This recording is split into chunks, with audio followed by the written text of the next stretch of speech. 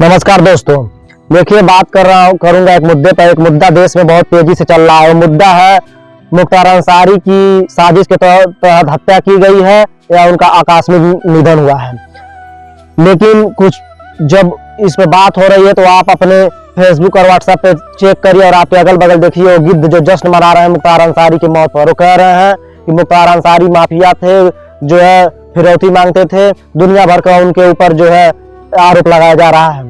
तो मानते हैं अगर इस तरह से उन्होंने आरोपी थे तो वो 18 साल से जेल में थे और कई मामलों में वो जो है जेल में सजा काट रहे थे। तो जो अगर इस तरह से घटनाओं का अंजाम दिया है तो उसके लिए कौन है? कोर्ट है, कानून है, कचहरी है, उसके लिए तमाम नियम कानून है, देश का संविधान है जिसके तहत उनको सजा भुगतना पड़ेगा। लेकिन आप सोचिए कि अगर उनका आकस्मिक निधन हुआ है, उनका नेचुरल मौत हुआ है, तो सरकार पर सवालिया निशान ये खड़ा होता है कि जिस तरह से अतीक अहमद और अशरफ को अहमदाबाद के साबरमती जेल से यूपी लाया गया और यूपी लाने के 20 दिन बाद ही जो है उनको लाइव कैमरा पे गोली मार के इनका हत्या कर दिया गया। सोचिए कि जब कोर्ट ने आदेश किया था कि उनको बंद गाड़ी में कड़ी पुलिस की सुरक्षा में, उनको प्रशासन की निगरानी में, उनको पेशी में और कहीं भी उनको इलाज को लेके जाना है तो उनको कड़ी सुरक्षा में लेके पुलिस के लोग पहुंचे। लेकिन जब कोर्ट ने भी आदेश दिया था कि उनके खुद अतीक और अशरफ के वकील उनसे लगभग जो है 200 मीटर दूरी पर रहेंगे, उनके परिजन भी उनसे 200 मीटर दूरी पर रहेंगे, तो फिर अस्पताल के कैंपस में वो तमाम मीडिया के लोग कैसे पहुंच गए? वहाँ कुछ एसआई और कांस्टेबल सीमित सुरक्षा था जो कोर्ट ने अधिक से अधिक और जो बढ़िया सुरक्षा व्यवस्था के साथ उनको लेके जाना आना था, जहां भी प्रशासन उनको लेके जाना चाहती थी। तो सोचिए इस साजिश के तहत एक आशंका जाता है कि एक तरह का प्री प्लान था। जो लोग अतीक और अशरफ की हत्या किए थे उनके पास 5 लाख के ऊपर का जो है पिस्टल था जो जर्मन कंपनी द्वारा निर्मित था। वो पिस्टल कैसे आई? उनकी हत्या का जांच अभी तक कहां तक पहुंचा है किसी को कोई जानकारी है? उसी तरह मुख्तार को जो है पंजाब के रोपड़ जेल में रखा गया था, लेकिन सरकार ने पिछले साल मार्च में उनको यूपी के बांदा जेल में शिफ्ट किया। उनको शिफ्ट करने के बाद जो है उनको जो है तब से ही उनके साथ उनको टॉर्चर किया जा रहा था। और उनके आज जो मौत उनकी जो हुई है, उनके मृत्यु के 15 दिन पहले उनके खाने में बताया जा रहा है उनके परिजनों द्वारा कि उनके खाने में जहर मिलाया गया था। खुद मुख्तार अंसारी ने अपने परिवार से बताया था कि हमारे खाने में जहर मिलाया गया है, हमारे नसों में बहुत दर्द हो रहा है, हमारे बॉडी में बहुत दर्द है और हम पेन महसूस कर रहे हैं।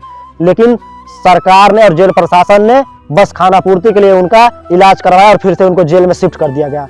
उनके मृत्यु के ठीक 2 दिन पहले उनकी तबीयत बहुत ज्यादा खराब हुई और तत्काल उनको अस्पताल में ले जाके एडमिट कराया गया। अस्पताल के डॉक्टरों ने उनको देखा और उनकी हालत को देख के तो उनको तत्काल उनको आईसीयू में रखा। आईसीयू में रखने के ठीक 12 घंटे बाद उनका जब इतनी तबीयत खराब थी कि उनको आईसीयू में रखना पड़ा, तो फिर वो एक रात में क्या किए मुख्तार अंसारी के साथ कि वो इतना स्वस्थ हो गए कि 12 घंटे बाद इनको डिस्चार्ज करके फिर से जेल वापस भेज दिया गया। तो कहीं ना कहीं सवालिया निशान सरकार और जेल प्रशासन पर खड़ा होता है कि अगर इस तरह से जो घटनाएं हो रही हैं वो क्या हो रही है। उनको बताया जा रहा था कि कृष्णानंद राय जो पूर्व विधायक हैं उनके हत्या में आरोपी थे और उस मामले में जो कई लोग इनके सहयोगी थे जिनको बारी बारी से इनके जैसे मुन्ना बजरंगी की जेल में हत्या कर दी गई, तमाम जो मुख्तार अंसारी के करीबी थे उनको जो है इनकाउंटर कर दिया गया और उनको गोली मार के उनकी हत्या कर दी गई। अगर इस तरह से मुख्तार अंसारी अगर इस तरह से किसी भी घटना से संलिप्त है, उनके ऊपर आरोप सिद्ध होता था, तो उनके लिए कोर्ट है, कानून है, उनके लिए न्यायालय है, उनके लिए जो है तमाम संवैधानिक जो है माध्यम है जिनसे उनको सजा दिलाया जा सकता था। लेकिन इस तरह से प्लान के तहत उनकी हत्या की जा रही है और उनको मारा जा रहा है, ये तो बिल्कुल जो है देश और लोकतंत्र के लिए खतरा है। सोचिए कि मुख्तार अंसारी अपराधी थे, लेकिन बताया जा रहा है एक तरफ कि उनके जो है दादा परदादा स्वतंत्रता सेनानी रहे हैं, पाकिस्तान के लिए लड़के उन्होंने अपना शहादत दिया है। बताया जा रहा है कि वो लोग देश की आज़ादी के लिए मोहम्मद अली जिन्ना ने उनके दादा को जो है पाकिस्तान ले जाना चाहते थे, लेकिन उन्होंने पाकिस्तान न जाके अपने देश के लिए सेवा करना सही समझा और अपने देश में रह के पाकिस्तानियों से लड़ा और उनके लड़ने के दौरान उनकी शहादत हुई। और आज मुख्तार और उनके भाई को जो है एक तरह से विलन साबित किया जा रहा है। सोचिए कि जो सरकार के सहजाती नेता उनके ऊपर सैकड़ों गुंडा एक्ट जैसे तमाम लूट फिरौती हत्या जैसे तमाम आपराधिक मामले दर्ज हैं, लेकिन उनके साथ कोई जो है नियम कानून है, उनको कोई जेल में उनके लिए जगह नहीं है। वो लोग खुले जो है खुले समाज में घूम रहे हैं और सरकार के संरक्षण में वो लोग फल और फूल रहे हैं। सोचिए जिस तरह से घटनाएं हुई हैं उस पे तमाम बहुजन समाज के लोगों को समझना चाहिए। जो दलित, पिछड़े, आदिवासी, मुसलमान समाज के जो युवा हैं उनको समझना चाहिए कि जो बारी बारी से करके दलित, पिछड़े, आदिवासी, मुस्लिम समाज के नेताओं को हत्या करके साजिश के तहत उनको मार के जो धीरे धीरे उनको खत्म किया जा रहा है, वो आने वाले समय में अपने समाज के, इन बहुजन समाज के युवाओं को भुगतना पड़ेगा। सोचिए अगर मुख्तार और अतीक जैसे नेता पे अगर तमाम जो है आपराधिक मामले दर्ज थे तो बात समझ में आता है। चलिए दर्ज था, उनके लिए कोर्ट कानून है। आप इस तरह से नहीं कर सकते कि आप उनको ऑन द स्पॉट जो है कानून और संविधान को दरकिनार करके आप जो है फैसला सुना सकते हैं। इस देश में लोकतंत्र है, जो देश दुनिया का सबसे बड़ा लोकतंत्र इस देश में है, और संविधान इस देश में बाबा साहब, उसके तहत उनको सजा मिलती। सोचिए अगर मुख्तार और जो है अतीक और अशरफ पे तमाम उस तरह की जो है आपराधिक मामले थे तो सोचिए उनको मार दिया गया। तो 2 साल पहले जो है ओसदुद्दीन अवैसी जो सांसद हैं उनको मेरठ के टोल प्लाजा पर दिन दहाड़े उनके ऊपर गोली बरसाई गई, लेकिन वो बाल बाल बच गए। चंद्रशेखर आजाद किसकी हत्या किए हैं, उनके ऊपर कितना फिरौती लूट का उनके ऊपर मामला है, लेकिन उनके ऊपर भी 4 राउंड पिछले साल ही गोली चलाई गई।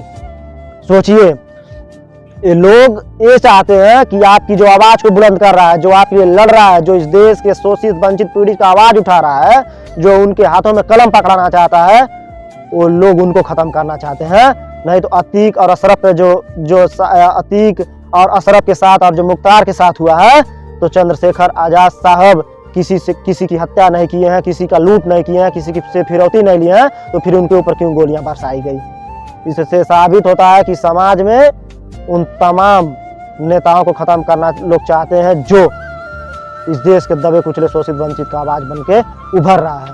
आपको इस बात को समझना चाहिए और अपने अगल बगल देखिए, उनको पहचानिए जो चुनाव के समय आकर आपका पैर पकड़ के आपका वोट ले लेते हैं। छल से जब आपका वोट लेते हैं फिर 5 साल आप पर राज करते हैं, लेकिन कहीं भी दुख तकलीफ में आपके साथ खड़ा नहीं होते हैं। मैं इस वीडियो को खत्म करने से पहले मैं इसकी मुख्तार अंसारी की जो हत्या हुई है, इस हत्या की मैं जो चाहता हूं कि कोर्ट की निगरानी में जांच हो और जो भी आरोपी हैं उनके ऊपर कड़ी से कड़ी कार्रवाई हो। और आप लोग सचेत होइए और समझिए आने वाला समय बहुत खराब है, और अगर आप नहीं सचेत हो पाएंगे, अपने नेताओं को बचा नहीं पाएंगे, एक साथ नहीं खड़े हो पाएंगे, तो आने वाला समय बहुत खराब होने वाला है। आप लोग इस वीडियो को अंत तक देखिए। बहुत बहुत धन्यवाद। जय भीम, लोकतंत्र जिंदाबाद, संविधान जिंदाबाद।